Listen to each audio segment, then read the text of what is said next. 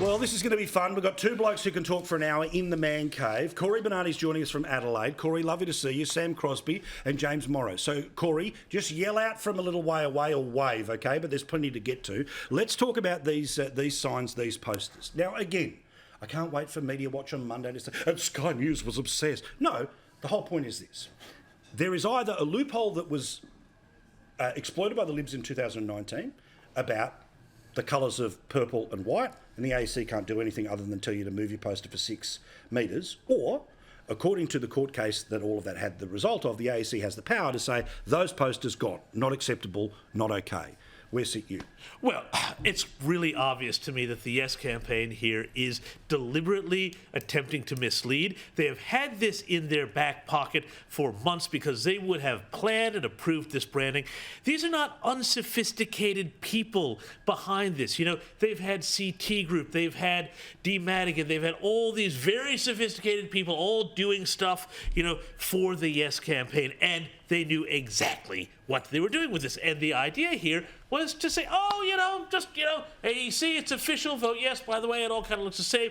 And I think that the fear would be that in areas where, English was lower spoken, where there was less comprehension of what this was about necessarily because they're not following the news, you would wind up confusing people, saying the official thing that you have to do is come here and vote yes. Which is what the Libs admitted to about their tactic in using this in Victoria in 2019. The AEC, however, turned around and said, as part of that no voter was affected.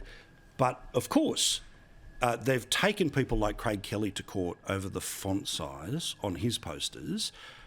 We need a ruling on this, at least. Now, again, I don't think this is going to be the determinant factor, but it may be. Do you think it's going to be any kind of factor? Like even this much of a factor? Well, you've got to imagine that we consistently hear that there's a group of people who don't know there's a referendum on. Sure. Right? Now, if those people see the official messaging of the AEC as being indivisible from one side of the argument when they go to a polling booth... Based on the colour of the signs. Maybe. Not based on the layout. Well, they didn't choose teal. They didn't choose orange. They chose the colour to confuse. But there are a bunch of different signs. Advocacy signs, but not at the polling places. At the pre-polling stations that I walked past today, there were a bunch of different signs. There was a yellow one, there was a multicoloured one, there was a... So you say storm in a teacup. I say complete storm in a teacup. Cory, what do you think here? And again, remember, when they're willing to go after font size for Craig Kelly, do they have the capacity to do something about this, or are we going to pretend the word compliance means as long as you move the sign 6 metres away from the polling place, it's all okay? Paul, I don't know the specific legalities of this, but I know the Yes campaign wouldn't be doing it unless they thought there was an advantage in it. Just like the Liberals in Victoria wouldn't have done it unless they thought there was an advantage in it. And you'll find there's a commonality between some of the personnel involved in the Yes campaign and that Liberal campaign back then. So there's obviously a perception from their point of view it's going to sway some votes.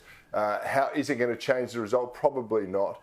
But what it does call into question the integrity of the Electoral Commission in the sense that they will pursue Craig Kelly over a font size. They will chase down the Conservative side of government and tell them they've got to remove their signs or move them. But they seem a bit hesitant or lax in pursuing the full extent of their powers against the Yes campaign. And I don't think that sits well with the majority of Australians.